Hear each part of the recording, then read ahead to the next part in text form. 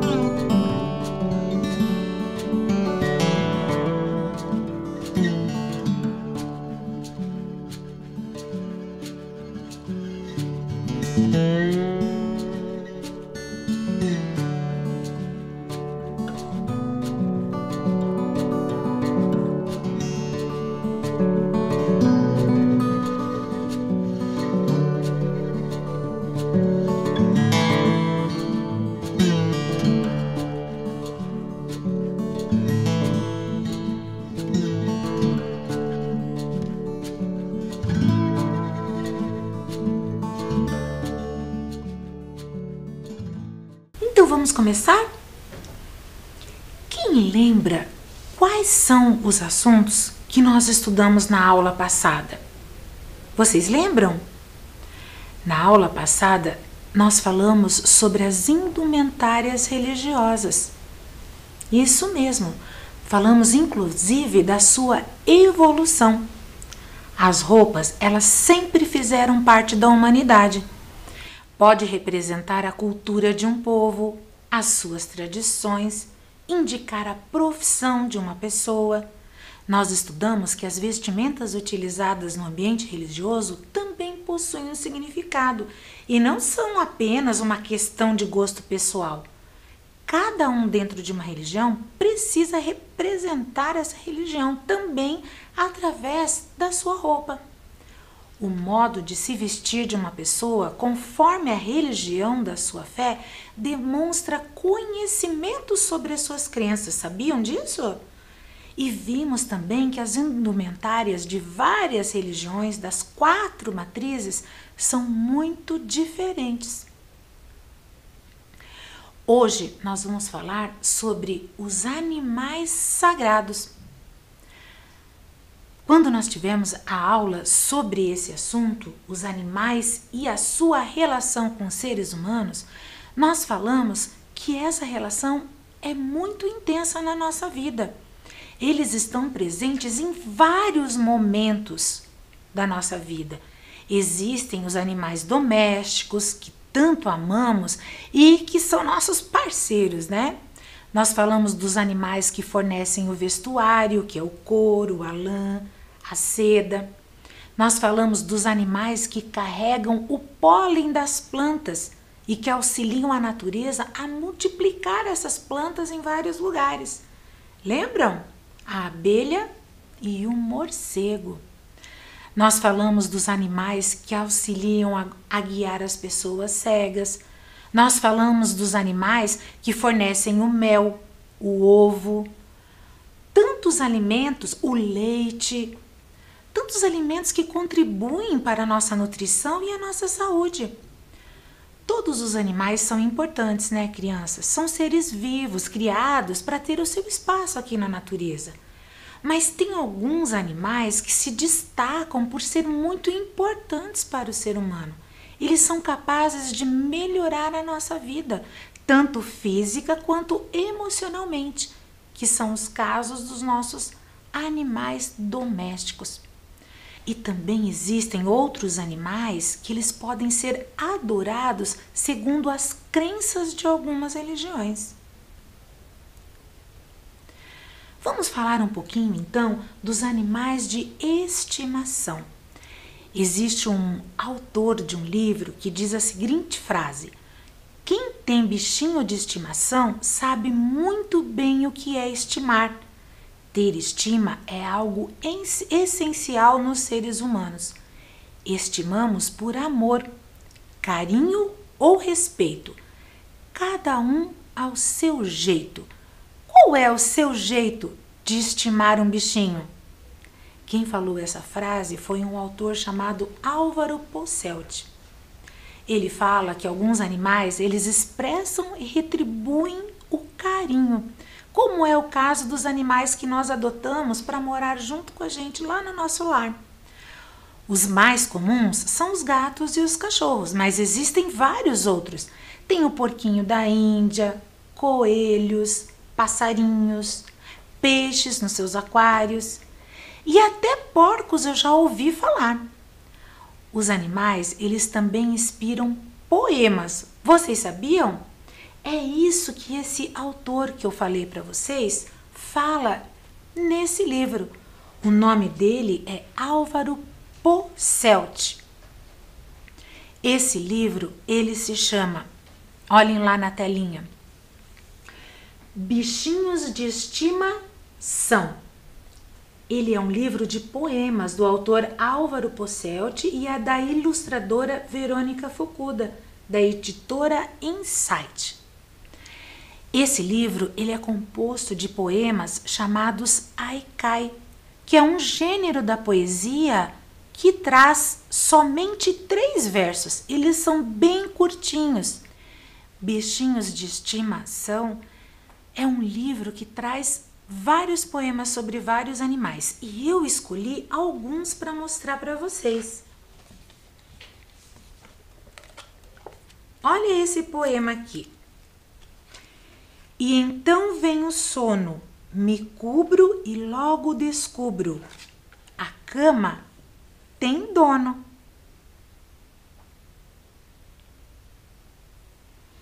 Vamos ver o próximo.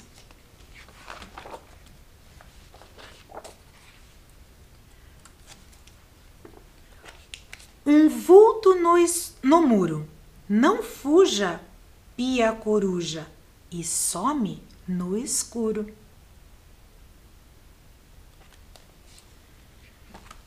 Vamos para o próximo.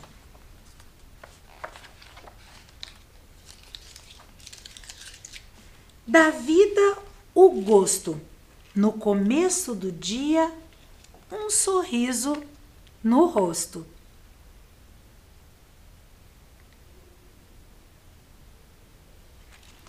E o último que eu escolhi para vocês,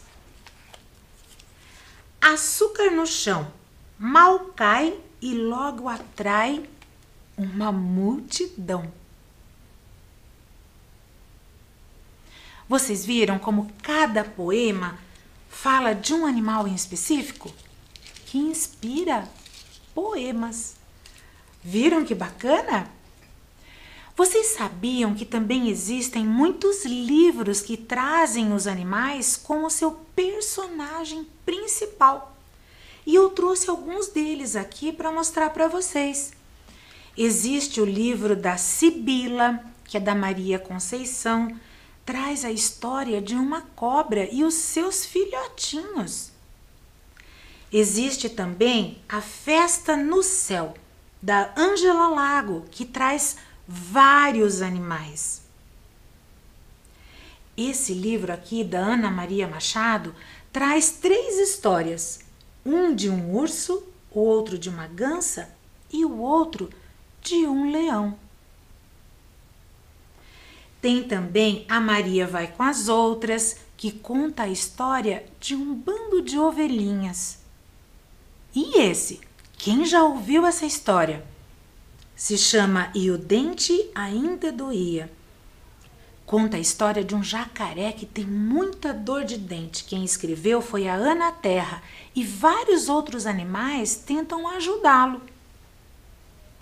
E mais um exemplo que eu trouxe para vocês, O Cachorro Preto, de Levi Pinfold. Esse livro aqui fala que ele pode trazer muito medo, mas no final mostra que não, que é um bicho, inclusive, que gosta demais dos seres humanos. E além dos livros, nós também estudamos que os animais são muito representados nos filmes. Vocês lembram algum dos filmes que nós falamos? Nós falamos do Stuart Little, que é aquele ratinho sapeca. Nós falamos do Dr. Dolittle, que é aquele veterinário que fala com os animais. Procurando Nemo, que todo mundo conhece. O Garfield, King Kong, o Rei Leão, o Shrek, Mowgli. Tantos filmes que trazem os animais e que fazem muito sucesso. Os animais realmente nos fascinam. Então, leva a uma questão. Qual é a relação dos animais com o ensino religioso? Eu já comentei com vocês que realmente alguns animais podem ser adorados por algumas religiões. E vocês sabiam que em algumas religiões eles consideram determinados animais sagrados? Isso mesmo. E algumas religiões consideram alguns animais como símbolos de crenças que fazem parte da filosofia de determinadas religiões. Esses animais vêm inclusive escritos nos seus livros sagrados. E nós vamos ver algumas dessas religiões e quais são os seus animais preferidos. O xamanismo. O xamã, ele é um sacerdote de algumas comunidades indígenas que utilizam meios sobrenaturais para curar alguns males, doenças e até para controlar alguns acontecimentos. Ele é reconhecido como um líder espiritual das comunidades indígenas norte-americanas. O xamanismo, ele é um conjunto de práticas e crenças sobrenaturais desse xamã, por isso é chamado xamanismo. Nós vamos relembrar os animais sagrados para essa religião. O primeiro animal que nós vamos estudar sobre o sagrado dessa religião são as abelhas. Quem lembra a pergunta que eu fiz sobre as abelhas? Eu falei assim na aula anterior: abelhas são amarelas e pretas, vivem e trabalham em grupos, produzem mel e têm ferrões. Está certo? Errado. Por quê, professora? Existem muitos e muitos tipos de abelhas, muitas outras espécies do que essas que nós estamos acostumados. Tem as azuis, as verdes, tem umas bem pequenininhas, umas grandes, operárias, umas solitárias. E vocês sabiam que existem algumas com ferrões e outras sem ferrão? Verdade! Além de centenas de outras variações. Nós vamos recordar um vídeo que fala sobre ela. Vamos conferir? A abelha todo mundo conhece, né? É aquele inseto simpático listrado de amarelo e preto que produz mel. Adora trabalhar e viver em grupo. E tem um ferrão que dói até em urso, certo? Errado. Para começar, muitas abelhas não têm ferrão. E não, a abelha sem ferrão não é aquela que enrola no cabelo. Essa pode ser a Irapuã. Outra curiosidade é que a minoria vive em colmeia, só produz o mel que a gente consome. Existem mais de 20 mil espécies de abelhas, de diversas cores e tamanhos. Existem abelhas verdes, azuis, amarela, black e até metálicas. Existem abelhas de 2 milímetros e de 10 centímetros de tamanho. Mas todas têm algo em comum. São responsáveis por mais de 70% da polinização das plantas. De todos os insetos, as abelhas são os mais importantes para a produção de alimentos e, consequentemente, para o homem. Bom, e agora que você já conhece um pouco mais sobre elas, vamos deixá-las trabalhar.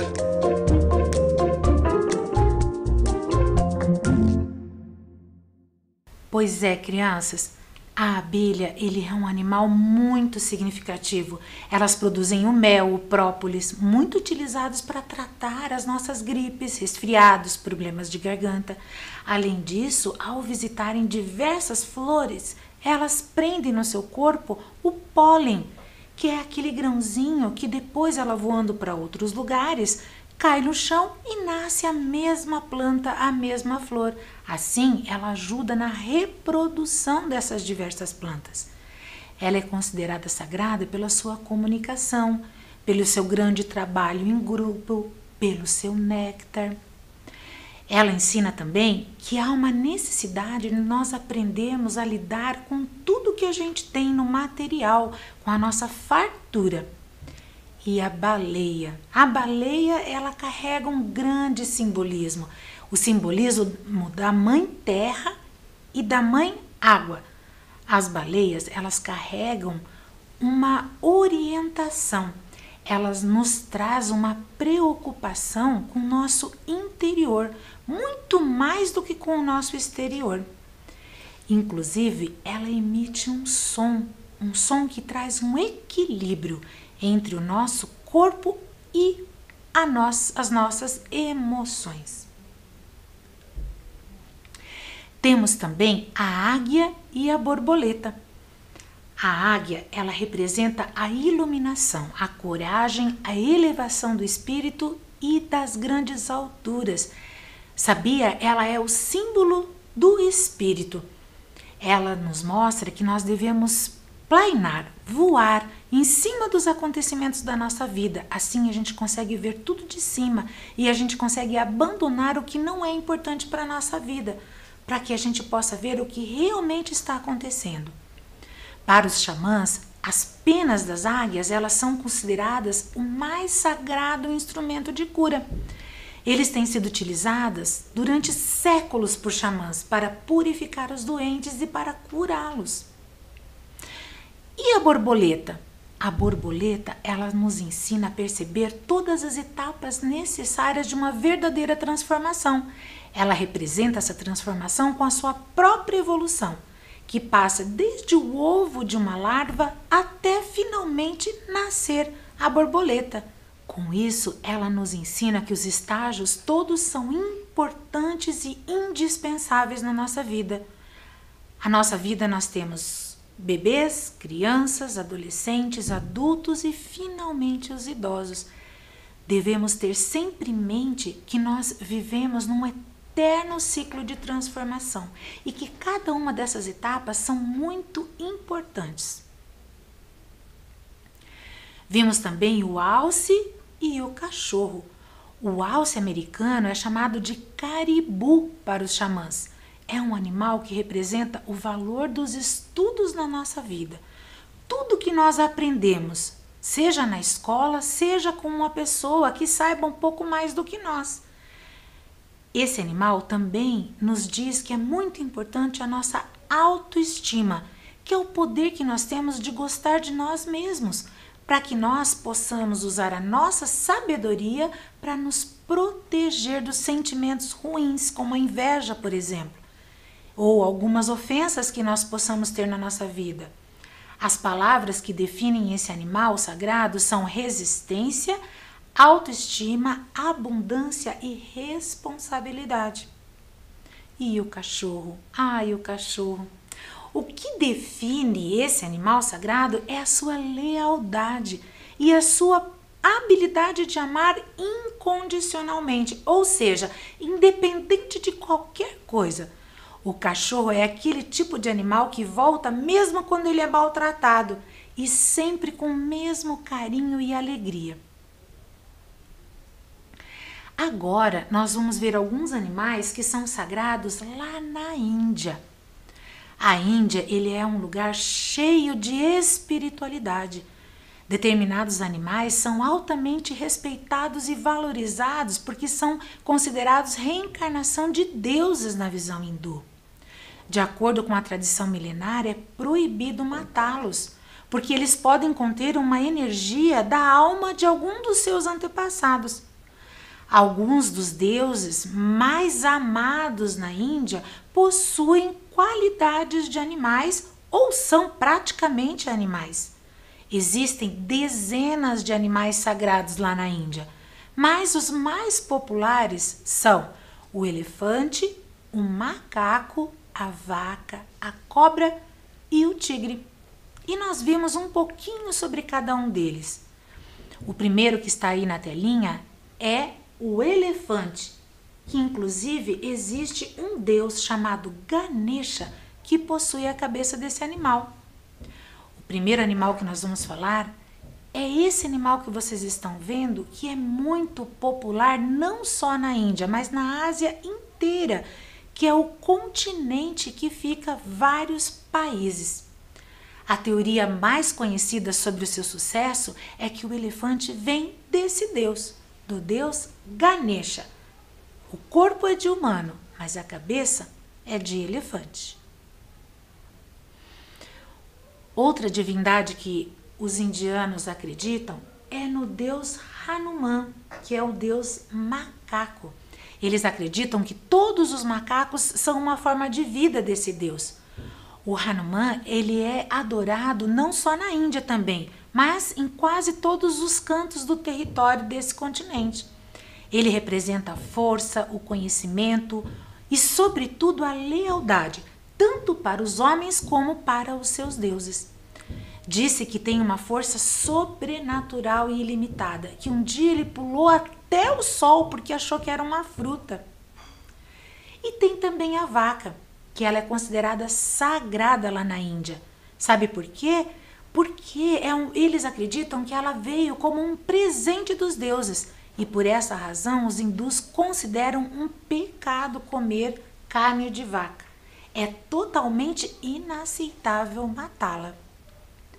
As vacas, elas podem ser vistas circulando ou descansando silenciosamente nas ruas da Índia. A adoração deste animal data de mais de 2000 anos e tem relação com a abundância, a fertilidade, a maternidade. A vaca, acreditam esses fiéis, ela foi enviada pelo deus Krishna.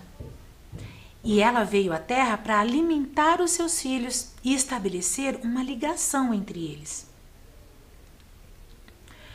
Outros animais que nós também conhecemos é a cobra de Shiva e o tigre. A serpente venenosa é considerada sagrada porque ela está intimamente relacionada com a divindade Shiva, senhor da criação e da destruição. As histórias religiosas contam que a cobra era um animal que esse mestre levava sempre no seu pescoço. Sabe para quê? Para protegê-lo dos seus inimigos e também de qualquer mal que pudesse existir. E o tigre é um animal muito curioso. Sabia que eles acreditam que nas suas listras existem uma magia especial? Esse animal, ele sempre foi muito apreciado lá na Índia. Ele é considerado sagrado por dois aspectos fundamentais. Primeiro, porque o tigre foi um animal que uma divindade chamada Mahadurga montava para lutar em suas batalhas, representando a vitória sobre qualquer força negativa. E a segunda razão é porque ele é um símbolo nacional desse país. Os tigres são considerados também a ligação, mas não só entre o homem e a divindade, também entre o reino animal e a própria terra. E no cristianismo? No cristianismo, nós estudamos que existem 4 animais sagrados: o peixe, o cordeiro, a águia e a pomba. O peixe. O desenho de um peixe tornou-se símbolo dos primeiros cristãos, que em tempos de perseguição eles usavam como um sinal secreto. Um cristão desenhava um arco, e se a outra pessoa fosse irmão da sua fé, desenhava outro arco oposto e formava o peixe. O peixe também é um dos principais alimentos para os judeus e por esse motivo ficou uma marca cristã, um símbolo de amor, de união, de compaixão. E também é importante lembrar que o peixe ele se tornou um símbolo de Cristo após Jesus fazer o milagre da multiplicação dos pães e dos peixes. Uma história escrita lá no livro sagrado dos cristãos, a Bíblia. E a águia? A águia, ela é sagrada porque é o fato dela voar para alto. E lá no alto ela se transformou num símbolo de ascensão de Cristo. As águias, elas também representam os cristãos que foram batizados, morreram e ressuscitaram em Cristo. Ela é um símbolo do evangelista São João, que deu testemunho de ter subido aos céus e poder ter visto a graça aqui na terra. E o Cordeiro de Deus? O que representa? O Cordeiro de Deus pode aparecer de 3 formas, em 3 diferentes desenhos. Quando ele aparece de pé, firmando uma bandeira, que é essa primeira imagem que vocês estão vendo aí, representa o Cristo ressuscitado, que triunfou sobre a morte. Na segunda forma, essa segunda imagem que vocês estão vendo, ele está sentado sobre um livro com 7 selos e representa o julgamento final, que, como diz a Bíblia, vai ser quando Cristo retornará em glória para a terra. E nessa última imagem, parado em pé com uma cruz, mas com um sangramento, um corte ali do lado, representa o sofrimento e a morte do Senhor Jesus. Essa imagem, ela lembra todo o sofrimento que Jesus passou na sua morte na cruz. E tem também a pomba. A pomba, ela é um símbolo do Espírito Santo, que vem da história do batizado de Jesus, onde o Espírito Santo desceu sobre ele como a forma de uma pomba. Vocês estão vendo na primeira imagem que ela possui uma auréola com 3 raios? Então, esses 3 raios que circundam a cabeça da pomba identificam o Espírito Santo como membro da Trindade, Pai, Filho e Espírito Santo. Mas uma pomba sem a auréola, ela é apenas um símbolo de paz, considerado esse símbolo no mundo inteiro. E não podemos esquecer também que numa história da Bíblia, aonde a Arca de Noé está sobre as águas, é uma pomba que vai até um local próximo e traz um galho de árvore para mostrar a Noé que já havia parado toda a chuva e que já existia terra. E por último, nós vamos ver quais são os animais sagrados para a África, que é esse continente que está aí no mapa em verde. Nós vamos conhecer um animal muito importante para essa matriz africana. Vejam lá na tela. Galinha d'Angola. Por que a galinha d'Angola é o animal mais sagrado da religião dos orixás? Eu vou ler uma história para vocês que explica por que esse animal é sagrado. Prestem atenção. A galinha de Angola era uma ave muito feia e por isso afastava as pessoas de perto de si, mesmo sendo muito rica. Ela vivia abandonada em uma grande floresta em meio à sua riqueza. Cansada de ser desprezada, resolveu consultar o oráculo sagrado no palácio de Obatalá. Quando lá chegou, o sacerdote a colocou para fora, dizendo que ela deveria estar usando um alá branco para entrar na casa do grande deus Funfun. Ainda mais triste, a galinha d'Angola resolveu ir para outra floresta e, de uma vez por todas, deixar de conviver perto de tudo e de todos. Após 21 dias caminhando, a galinha de Angola parou em uma floresta, sem saber que ela era sagrada. Lá ela encontrou um velho maltrapilho, gemendo de dores. E o velho disse: "Pare, estou muito doente e não tenho dinheiro para me alimentar. Me dê o que comer e beber, por favor." A galinha de Angola pegou tudo que tinha e deu ao velho homem, que após saciar a sua fome e sede, caiu dormindo em um sono profundo. A galinha de Angola continuou preocupada com o velho e ficou ao seu lado enquanto ele dormia. Ao acordar, o velho perguntou-lhe por que ainda estava lá, fazendo companhia para aquele velho homem maltrapilho. A galinha começou a dizer que não poderia abandoná-lo, pois ele estava precisando dele. Contou sua história ao velho, falando que todos lhe achavam feia, com um aspecto repugnante e que não mais queriam viver. O velho respondeu que o seu exterior não importava em nada, pois por dentro ele era um dos seres mais belos que existia.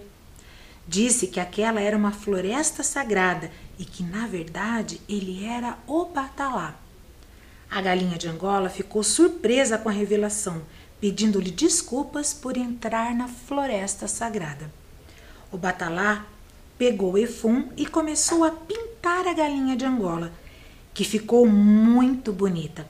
Além disso, Obatalá disse que o maior símbolo para os iniciados era o Exu, e modelou um na superfície da cabeça da galinha de Angola, dizendo que a partir daquele momento ela seria o animal mais sagrado do culto aos orixás, pois somente ela traz o grande Exu em sua cabeça.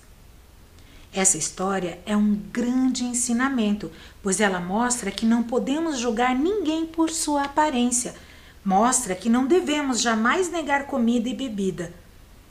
Essa religião oferta, ajuda e acolhe as pessoas com a mensagem dessa história.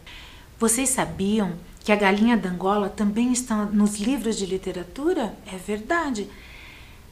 Essa imagem que eu trouxe para vocês mostram 2 desses livros, Bruna e a Galinha d'Angola e Outros Cantos Africanos. Esse primeiro livro eu trouxe para vocês verem, é da Gersilga de Almeida, e nós inclusive conhecemos essa história, que é uma história muito bonita entre essa menina e a sua avó. E lá na tela tem a imagem do segundo livro que eu trouxe para vocês, que traz a galinha de Angola como a personagem principal da história. É uma das versões que explica por que ela tem essa aparência negra e com as bolas brancas espalhadas pelo seu corpo. Mas quem vai contar essa história pra gente é a contadora Samara Rosa. Vamos conferir? Hoje eu vou contar para vocês um conto africano do sul da África. Porque as galinhas d'Angola têm pintinhas brancas.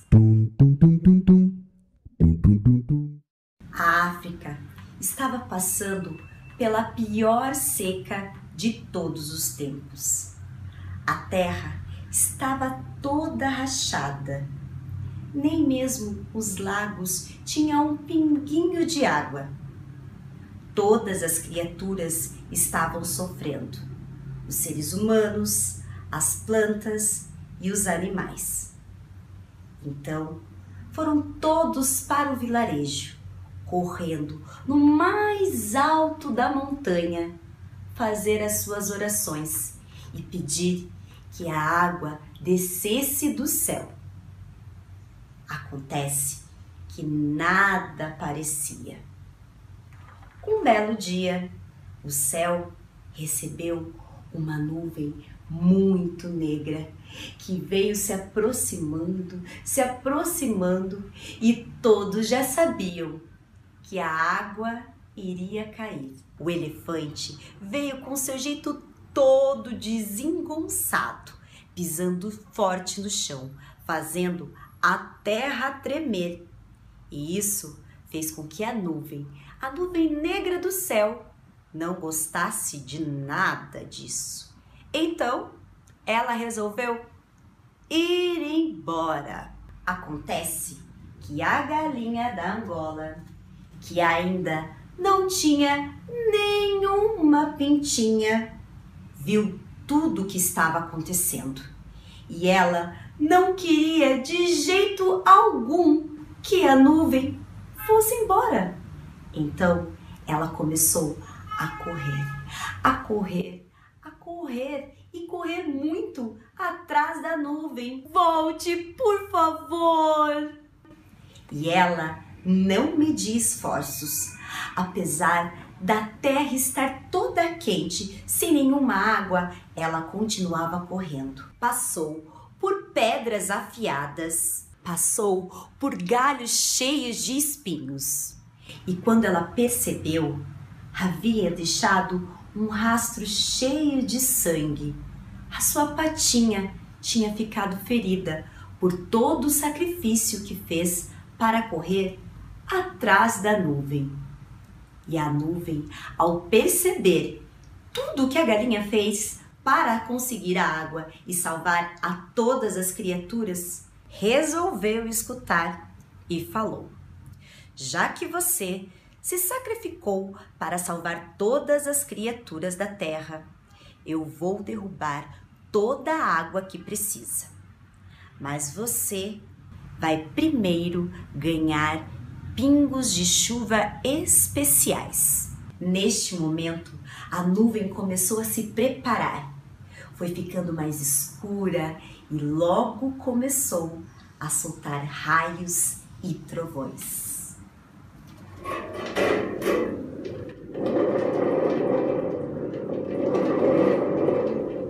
Depois de tantos raios e trovões, a galinha começou a receber seus pingos de prata.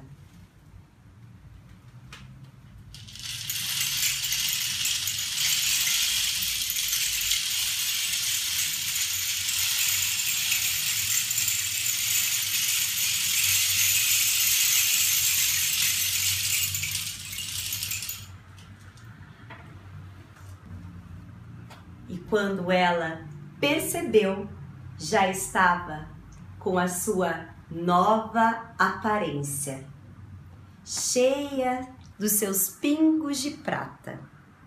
Dizem que a galinha da Angola não só carrega na sua penugem negra, que é a cor da maioria da pele do povo africano, também carrega a história da sua ancestral. Anda por todos os cantos da África, cacarejando por aí. Tô fraco, tô fraco, tô fraco. E foi assim que surgiram as pintinhas da galinha da Angola. Este é um conto africano do sul da África, então tem vários registros muito interessantes por aí. E este que eu contei para vocês também pode ser encontrado neste livro aqui, ó, de Rogério Andrade Barbosa, Outros Contos Africanos para Crianças Brasileiras, com a ilustração de Maurício Veneza, editora Paulinas. espero que vocês tenham gostado dessa história. Curtam e compartilhem. Obrigado, Fafá, por ter aberto esse espaço para os contos africanos. Quanta imaginação, não é, crianças? Em algumas histórias ela é castigada, em outras ela é premiada pela sua coragem. E assim esse animal passa a ser sagrado e muito importante para o universo religioso da matriz africana. Vamos para a nossa atividade do dia? Hoje nós vamos fazer uma atividade lembrando de tudo que foi falado, de tudo que foi lembrado no dia de hoje. Vamos ver lá na telinha? De que animal você gostou mais? Desenho e escreva o nome que você escolheria para ele.